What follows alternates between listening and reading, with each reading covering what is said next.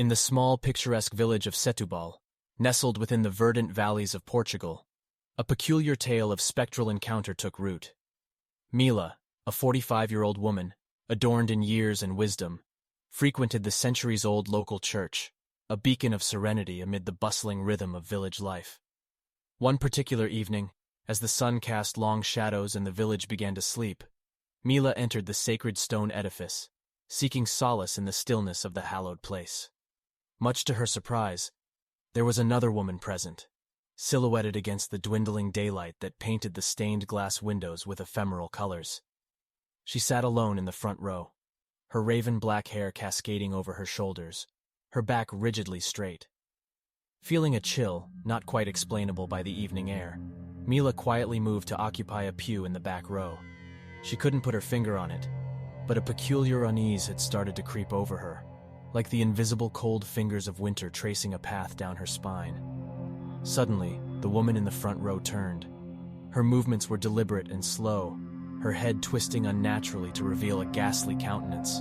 Her eyes were a chilling pure white, void of pupils, and her smile, too wide and unwavering, had a grotesque quality that made the blood in Mila's veins run icy. Fear seized her, a primal instinct urging her to flee, but an unseen force held her down.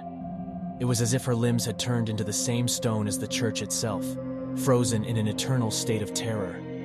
All the while, the unnatural woman in the front row kept her gaze fixated on Mila, her bizarre smile never fading. It was only when the woman turned her head back to the altar, breaking the spellbinding gaze, that Mila felt the icy chains around her release.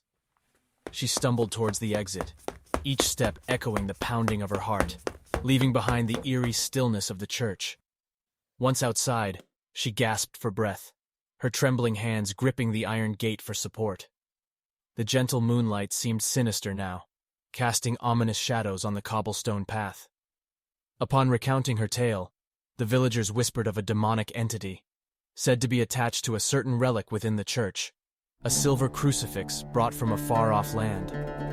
It was believed to be cursed, harboring a malevolent spirit that occasionally surfaced to feed on the fear of the living. Mila, a woman of stout faith, had faced the spectral tormentor and lived to tell her tale. But the quiet church in Setubal was never the same for her. From that day forth, she always felt a chill as she passed by, and the image of the woman with the unsettling white eyes and the monstrous smile haunted her dreams for many a year.